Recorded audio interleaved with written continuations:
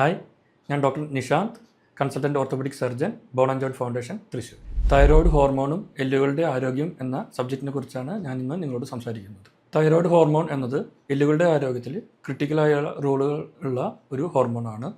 നിങ്ങൾക്ക് അറിയുന്നത് പോലെ ഇതിൻ്റെ ഏത് ഡിസ്ഫങ്ഷനും ബോൺ മാരോ ഡെൻസിറ്റി കുറയ്ക്കുകയും ഫ്രാക്ചറുകൾ ഉണ്ടാകുന്നുള്ള റിസ്കുകൾ കൂട്ടുകയുമാണ് ചെയ്യുന്നത്.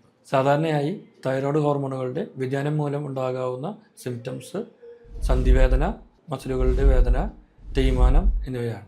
ഹൈപ്പർ തൈറോയിഡിസം എന്ന കണ്ടീഷനിൽ എക്സസ് ആയിട്ട് TSH ഹോർമോൺ ഉണ്ടാവുകയും അതുമൂലം എല്ലുകളുടെ ശോഷണം കൂടുതലാവുകയും പുതിയ എല്ലുകളുടെ റീജനറേഷൻ ഇല്ലാതാവുകയും ചെയ്യുന്ന മൂലം ഓസ്റ്റിയോപൊറോസിസിലേക്ക് പോവുകയും എല്ലുകളുടെ ഫ്രാക്ചറുകൾക്ക് സാധ്യത കൂടുകയും കാണുന്നുണ്ട്. മറ്റൊരു condition sub clinical hyper thyroidism എന്നതാണ്. TSH കുറയുകയും T3 T4 നോർമലായിരിക്കുകയുമാണ് ചെയ്യുന്നത്.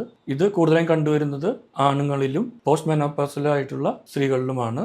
ഹൈപ്പോ തൈറോയിഡിസം ചികിത്സയ്ക്ക് ഉപയോഗിക്കുന്ന ലിവോതൈറോക്സിൻ ടാബ്ലറ്റുകളുടെ അമിത ഉപയോഗം TSH ലോ ആകുന്നതിനും സബ് ക്ലിനിക്കൽ ഹൈപ്പർ തൈറോയിഡിസം കണ്ടീഷനിലേക്ക് തന്നെ മാറ്റപ്പെടുകയും ഉണ്ടാകുന്നുണ്ട്. എല്ലാവർക്കും ഉണ്ടാകുന്ന ഒരു സംശയമാണ് ഇതുകൊണ്ടുണ്ടാകുന്ന ഡാമേജുകൾ റിവേഴ്സിബിൾ ആണോ എന്നുള്ളത്. തീർച്ചയായും ഇത് റിവേഴ്സിബിൾ തന്നെയാണ്. ഇത് പ്രോപ്പറായിട്ടുള്ള ഒരു ട്രീറ്റ്മെൻറ്റും ഹോർമോൺ ലെവല് നോർമലായി വയ്ക്കുകയും കാൽസ്യം, വൈറ്റമിൻ D3 സപ്ലിമെൻറ്റേഷൻ ചെയ്യുകയും എക്സസൈസുകളിലൂടെയും ഇതെല്ലാം നമുക്ക് തിരിച്ച് കൊണ്ടുവരാവുന്നതാണ്.